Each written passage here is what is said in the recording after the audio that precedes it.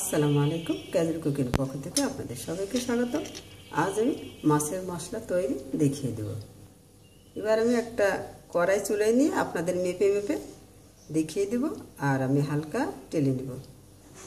আমি কড়াইটা গরম করে দিলাম, এবার আমি চুলা বন্ধ করে দিচ্ছি। বন্ধ করে দিলাম। এবার আমি দিয়ে দিচ্ছি 1/3 কাপ ধনিয়া, আস্ত ধনিয়া, 1/2 কাপ জিরা, আস্ত জিরা। ধীরে ধীরে আমি একটু নেড়ে নিচ্ছি। এই তাওয়াটা আমার গরম আছে, কড়াইটা গরম থাকতেই গরম কড়াইতে আমি ভেজে নেব মশলা। এবার আমি দিয়ে দিচ্ছি 2 চা চামচ মৌরি বা মিষ্টি জিরা। এইভাবে মেপে আমি 2 চা চামচ দিয়ে দেবো। 1 চা চামচ কালো গোলমরিচ, 1 চা চামচ সাদা গোলমরিচ, 4-5টা তেজপাতা আমি ছোটো ছোটো করে কেটে দিচ্ছি। 3টা পিপল দিয়ে দিলাম, 3টা লবঙ্গ দিয়ে দিলাম, 1 টেবিল চামচ পোস্ত দানা দিয়ে দিলাম, 1 চা চামচ রাঁধুনি দিয়ে দিলাম।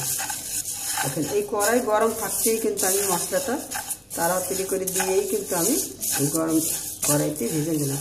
এইভাবে যদি আপনারা টেলে নেন তাহলে মশলাটা সুন্দর একটা মচমচা হবে, আবার একটু গরম হবে, মচমচা হবে, আর কালো হয়ে যাবে না। আর কাঁচা মশলাটা যেহেতু আমরা গুঁড়ো করে নিই, তা কাঁচা মশলাটা না নিই কিছুটা কাঁচা মশলার মতোই কিন্তু গুঁড়ো করে, আর গুঁড়োটা ভালো মিহি হবে। মশলাটা যখন পুরোপুরি আমি তেলে নিলাম, দেখেন এখন কিন্তু কড়াইটা পুরোপুরি ঠান্ডা হয়ে গিয়েছে আর মশলাটা পুরোপুরি ঠান্ডা হয়ে গিয়েছে। আর আপনারা যদি আদা পাউডার দিতে চান তাহলে 1 টেবিল চামচ পরিমাণ আদা পাউডার দিয়ে আপনারা মিক্সার জারে গরম করে গুঁড়ো করে নিতে হবে। আর যদি আপনারা নিজেরাও যদি আদা এরকম ছুলে তারপরে ধুয়ে কুচি করে রোদে শুকিয়ে নেন, আমি যে রোদ থেকে নিয়ে এসছি অনেক মশমশা আদাটা একেবারে দিয়ে দিলে সুন্দর গুঁড়া হয়ে যাবে। এরকম পরিমাণে আপনারা পরিমাণ মতো এরকম আদা শুকিয়ে আপনারা কিন্তু দিয়ে দিতে পারেন, দিয়ে তারপরে গুঁড়া করে নিতে পারবেন। এবার আমি মুখ বন্ধ করে গুঁড়া করে নেব। এবার আমি একটা বাটিতে নিয়ে নিচ্ছি। আপনারা যখন গুঁড়া করবেন তখন এই চামচ দিয়ে একটু নেড়ে চেড়ে কিছুক্ষণ থেমে থেমে চামচ দিয়ে নেড়ে চেড়ে গুঁড়া করে নেবেন, তাহলে গুঁড়াটা ভালো হবে। আর গুঁড়ো করার পরে কিন্তু মশলাটা একটু গরম থাকে, মশলাটা যখন ঠান্ডা হবে তখন আপনারা শুকনা কাঁচের বয়মে রেখে তখন মুখ বন্ধ করে রেখে দেবেন, তাহলে মশলাটা অনেক ঘ্রাণ থাকবে, ভালো থাকবে।